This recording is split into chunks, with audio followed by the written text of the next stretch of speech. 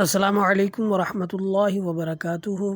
On line Islamic research centre کے زیر اہتمام استقبال شعبان اور رمضان کا آج 8واں اور آخری لیکچر ہے۔ کل ہم نے آخری عشرہ کے حوالے سے گفتگو کی، پھر طاق راتوں کے حوالے سے، پھر لیلۃ القدر، پھر 29ویں شب یعنی کہ آخری رات، اس کے بعد اعتکاف کے حوالے سے گفتگو کی، جس میں ہم نے بتایا کہ جہنم سے خلاصی کا عشرہ ہے آخری عشرہ، اور طاق راتیں 21، 23، 25، 27، 29 ہیں، اور پھر نبی کریم صلی اللہ علیہ وسلم کا آخری عشرہ ہم نے معمول کیا تھا۔ اس کے بعد امام احمد بن حنبل علیہ رحمت سے مروی ایک روایت ذکر کی، جس میں نبی کریم صلی اللہ علیہ وسلم نے ارشاد فرمایا، جس کا مفہوم ہے کہ شب قدر رمضان کے آخری عشرہ میں ہے، جو شخص ایمان کے ساتھ ثواب کی نیت سے ان راتوں میں قیام کرے، اللہ تعالیٰ اس کے اگلے پچھلے گناہ بخش دیں گے۔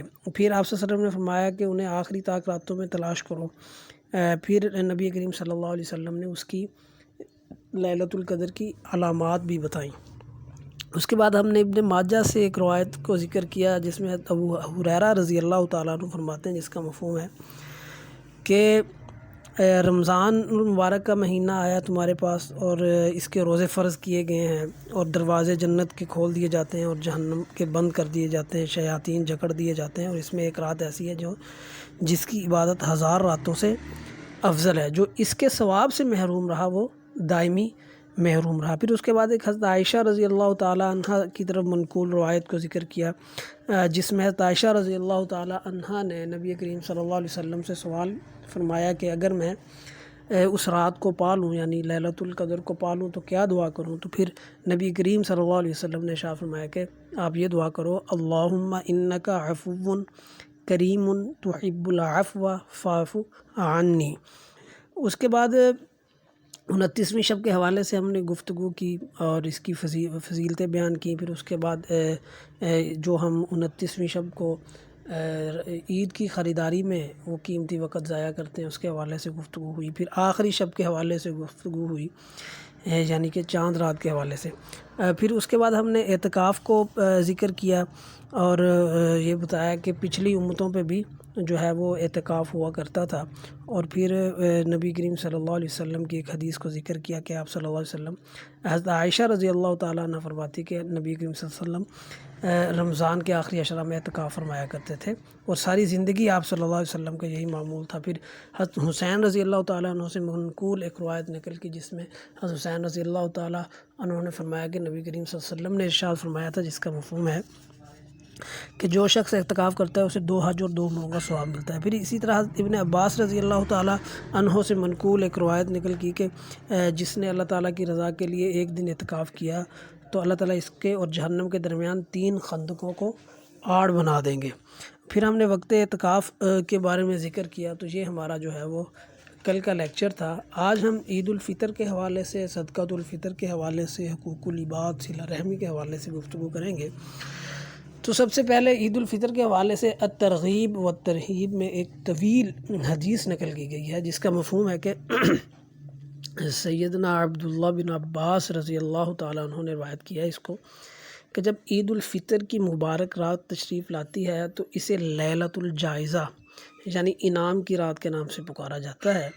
جب عید کی صبح ہوتی ہے تو اللہ تعالیٰ اپنے معصوم فرشتوں کو تمام شہروں میں بھیجتے ہیں، چنانچہ وہ فرشتے زمین پر تشریف لا کر گلیوں اور راہوں کے سروں پر کھڑے ہو جاتے ہیں اور اس طرح ندا دیتے ہیں، اے امت محمد صلی اللہ علیہ وسلم، اس رب کریم کی بارگاہ کی طرف چلو جو بہت ہی زیادہ عطا کرنے والے ہیں اور بڑے سے بڑے گناہ معاف کرنے والا ہے۔ پھر اس کے بعد اللہ رب العزت اپنے بندوں سے یوں مخاطب ہوتے ہیں کہ اے میرے بندو، مانگو، کیا مانگتے ہو؟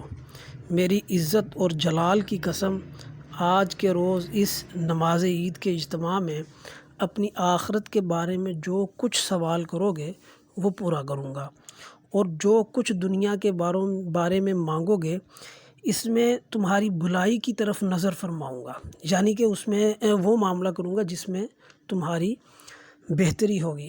میری عزت کی قسم، جب تک تم میرا لحاظ رکھو گے میں بھی تمہاری خطاؤں پر پردہ پوشی فرماتا رہوں گا۔ میری عزت و جلال کی قسم، میں حد سے بڑھنے والوں یعنی مجرموں کے ساتھ رسوا نہ کروں گا۔ بس اپنے گھروں کی طرف مغفرت یافتہ لوٹ جاؤ، تم نے مجھے راضی کر دیا اور میں بھی تم سے راضی ہو گیا۔ تو یہ ایک طویل حدیث ہے، اس کے اندر سارا جو اللہ تبارک و تعالیٰ انعامات کے اعلان کرتے ہیں، جو فرشتے جو ہے وہ کھڑے ہوتے ہیں، تو یہ ساری اس میں تفصیل آ گئی۔ اب یہ ہے کہ عید الفطر کے لیے ایک تو ہمارے ہاں یہ لازم ہو گیا ہے کہ ہم نے نئے کپڑے ہی سلوانے ہیں، وہ چاہے ہم قرض لے کے سلوائیں، وہ تنگ ہو کے سلوائیں، تو یہ کہیں بھی نہیں ہے، یہ جو ہے یہ غیر مشروع ہے۔ اگر آپ کے اندر استطاعت نہیں ہے تو آپ جو کپڑے گھر میں سب سے صاف کپڑے آپ کے ہیں آپ انہیں دھلوائیں، اگر وہ مایا والے ہیں انہیں مایا لگوائیں اور وہ کپڑے پہنیں، یعنی صاف ستھرے اور اچھے کپڑے پہننے کا حکم ہے۔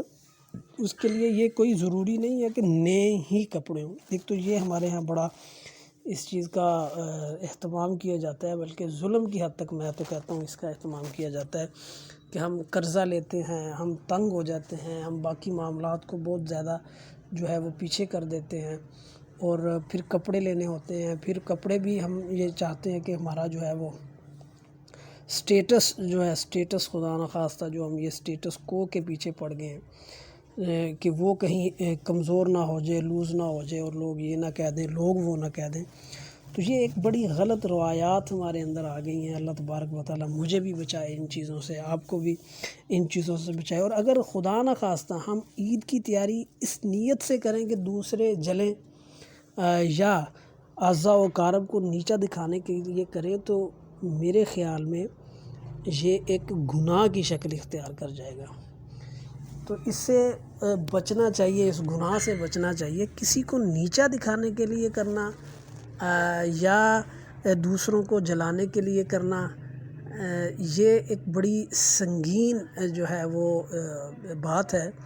اللہ تبارک و تعالیٰ سے دعا گو رہنا چاہیے کہ اللہ پاک ہمیں ان چیزوں سے بچائے۔ اللہ تبارک و تعالیٰ کو عاجزی بہت پسند ہے، اور عاجزی بہت زیادہ پسند ہے اللہ تبارک و تعالیٰ کو۔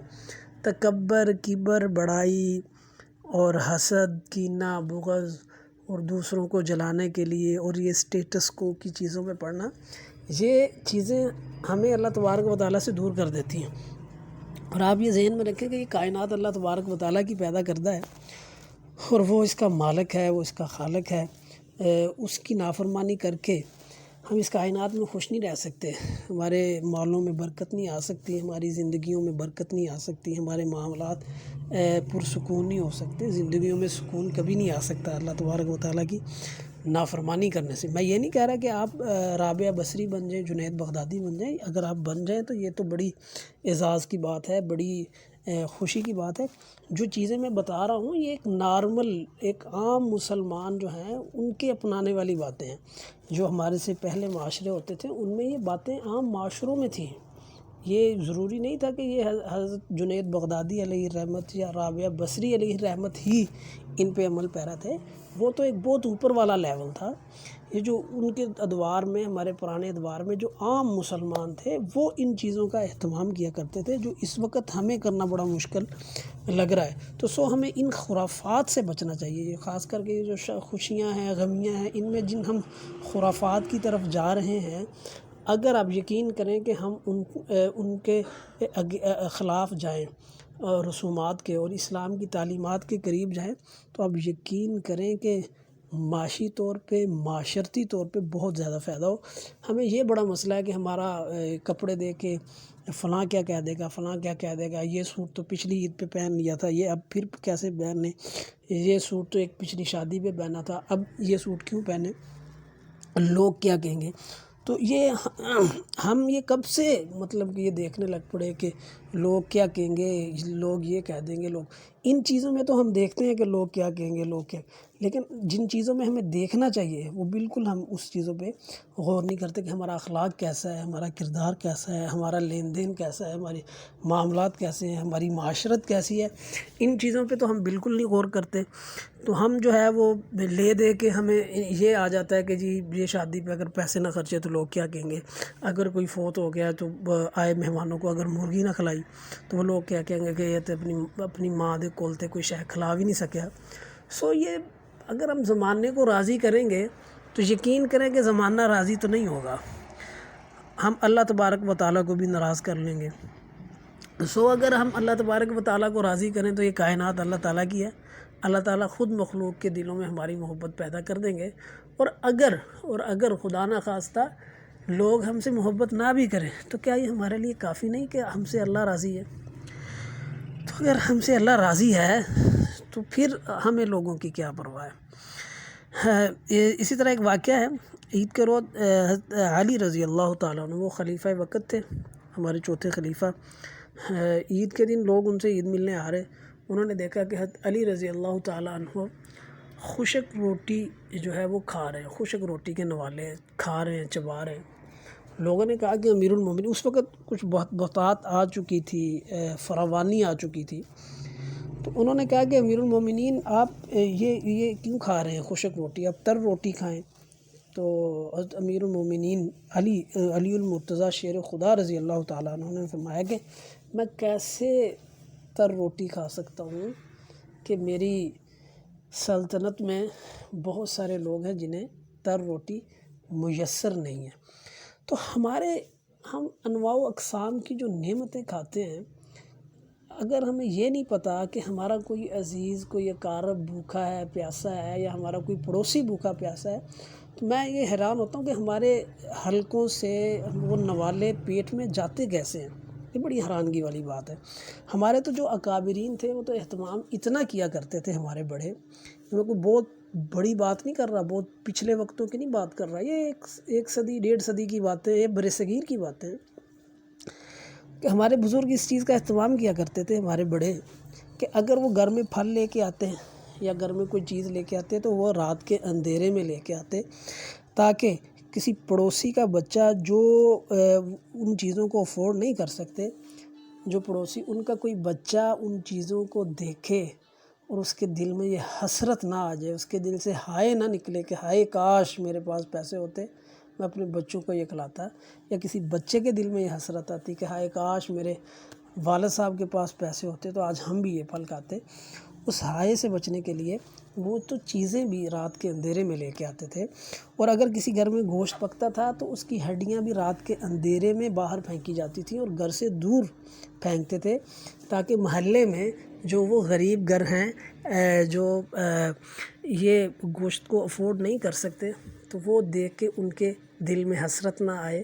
تو ان چیزوں سے بھی ہمارے جو بڑے ہیں وہ ڈرا کرتے تھے.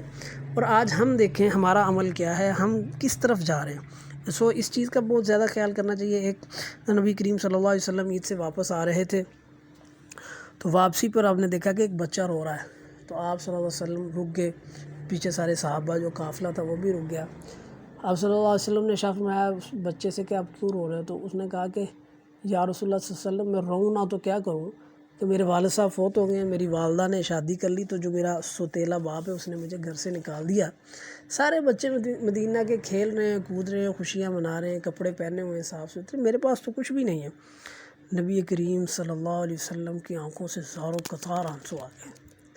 آپ صلی اللہ علیہ وسلم رونے لگے اور اسے فرمایا رو کے کہ بیٹا کیا تمہارے لیے یہ بہتر نہیں ہے کہ محمد صلی اللہ علیہ وسلم تمہارے باپ بنے, اور عائشہ رضی اللہ تعالیٰ عنہ تمہاری ماں بنے, اور فاطمہ رضی اللہ تعالیٰ عنہ تمہاری بہن بنے. تو وہ خوش ہو گئے. آپ صلی اللہ علیہ وسلم اسے گھر لے کے آئے, حسن حسین رضی اللہ تعالیٰ عنہم اجمعین کے کپڑوں میں سے اسے کپڑے پہنائے گئے. سو یہ تو ہمارے لیے مشعل راہ ہے نا, اصل تو زندگی یہی ہے نا. سو ہمیں اس کی طرف جانا چاہیے, یہ فطرت ہے. آپ صلی اللہ علیہ وسلم کے اعمال فطرت ہیں, ہمیں فطرت کی طرف لوٹنا ہے. سو ہمیں اس چیز کی کوشش کرنی چاہیے. پھر صدقۃ الفطر آ جیسے یہ صدقۃ الفطر ہر صاحب استطاعت مسلمان پر واجب ہے. اس کی تفصیل آپ اپنے کسی قریبی مفتی سے جن سے آپ مسائل پوچھتے ہیں ان سے پوچھنے. حضرت عبداللہ بن عباس رضی اللہ تعالیٰ عنہ سے ایک روایت ہے جس کا مفہوم ہے کہ رسول اللہ صلی اللہ علیہ وسلم نے فرمایا صدقۃ الفطر واجب کیا گیا تاکہ روزہ لغو اور بیہودہ باتوں سے پاک ہو جائے. ہم سے جو بھی لغزشیں رہ جاتی ہیں, کوتاہیاں روزہ رکھنے میں رہ گئی, تو یہ اسے پاک کرنے کے لیے. اور دوسرا جو بہت زیادہ توجہ طلب ہے, اور مساکین کے لیے کھانے کا بندوبست بھی ہو جائے. یہ ابو داؤد شریف کی روایت ہے. تو یہ تو ہمارے آج لیکچر جو ہیں وہ ختم ہو گئے سارے. تو امید ہے کہ آپ حضرات کو یہ لیکچر پسند آئے ہوں گے، اور اس میں اگر کوئی ہم سے کہنے سننے میں کوئی کمی ہو گئی، کوئی کوتاہی ہو گئی، تو آپ سب سے دستبستہ جو ہے وہ ہم معذرت کرتے ہیں. میں بھی اور میری جو ٹیم ہے جو دن رات میرے ساتھ مصروف عمل رہی، جنہوں نے محنت کی، جنہوں نے ورک کیا، اور جو مسلسل آن بورڈ رہے. میرے 3 ممبرز فیمیل ممبرز اور ہیں میرے ساتھ. تو وہ یہ سارا اس کو آرگنائز کرنے میں اور ساری ترتیب دینے میں ان کا بہت بڑا ہاتھ ہے. ہم سب آپ سے معذرت خواہ ہیں اگر ہم سے ہماری کوئی بات آپ کو بری لگی، یا کوئی ہم سے کوئی دل آزاری والی کو کام ہو گیا. امید ہے کہ آپ کو یہ لیکچرز پسند آئے ہوں گے، اور آپ نے اس میں سے کچھ نہ کچھ ضرور جو ہے وہ سیکھا ہوگا. ہماری گزارش یہ ہے کہ ایک تو آپ اپنا فیڈ بیک لازمی دیجیے گا. مختصر سے لفظوں میں، جب پیپرز کے جو بھی شیڈول ہوگا وہ آج جاری کر دیا جائے گا. اس کے بارے میں بھی رات کافی تفصیل سے ہماری گفتگو ڈسکس ہوتی رہی ہے. تو وہ آج شیڈول جاری کر دیا جائے گا کہ ہم پیپر کیسے لیں گے، اور آپ کو کتنا پیپر حل کرنے کے لیے کتنا وقت دے دیا جائے گا. اور جو ہم نے آپ لوگوں کو اعزازی سند دینی ہے وہ بھی رات ڈیزائن ہو گئی ہے. یہ تقریباً معاملات جو ہے وہ فائنل ہو گئے ہیں. آج ان کی اناؤنسمنٹ ہو جائے گی. تو آپ اپنا فیڈ بیک لازمی دیجیے گا. آپ کے فیڈ بیک سے ہمیں مزید جو ہے وہ کورسز کرانے میں، آپ کی آراء اور تجاویز سے انہیں مزید بہتر کرنے میں جو ہمیں بہت زیادہ مدد ملے گی. ہمارے اندر آپ کے فیڈ بیک سے انرجی آئے گی. آپ اپنا فیڈ بیک لازمی دیجیے گا ہمیں. اپنا نام لکھ کے، اپنے شہر کا نام لکھ کے، ہم اسے اپنے پیج پہ بھی شیئر کریں گے تاکہ دوسرے حضرات بھی جو ہے وہ ہمارے کورسز پہ متوجہ ہو سکیں. تو یہ آپ سے ایک درخواست ہے. اور پھر جو ہے ایک مرتبہ پھر ہم سب آپ سے معذرت کرتے ہیں. میرے لیے اور میرے جو ساتھی ہیں جن کے کہنے پہ یہ شروع کیا گیا، اور جو میرے ساتھ مسلسل اس میں ورک کرتے رہے، محنت کرتے رہے، ہم سب کو اپنی دعاؤں میں خصوصی طور پہ یاد رکھیے گا. اللہ تبارک و تعالیٰ آپ کو، ہمیں اپنے حفظ و امان میں رکھے. اس کورس کے متعلق جتنی بھی ہم نے باتیں کی، اس میں اگر کوئی کمی کوتاہی لغزش رہ گئی اور لازمی رہ گئی ہوگی، اللہ تبارک و تعالیٰ ہمیں اس میں بہت زیادہ معاف فرمائیں. درگزر والا معاملہ ہمارے ساتھ فرمائیں. ہم کمزور ہیں، اور اللہ تبارک و تعالیٰ ہم سب کے گھروں میں امن، عافیت، چین، سلوک، سکون نصیب فرمائے.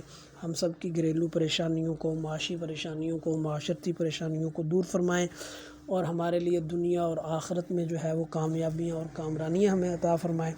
اللہ تبارک و تعالیٰ ہمارے لیے نبی کریم صلی اللہ علیہ وسلم کی سنتوں پر عمل کرنا آسان فرمائے، اور روز قیامت آپ صلی اللہ علیہ وسلم کی شفاعت نصیب فرمائیں.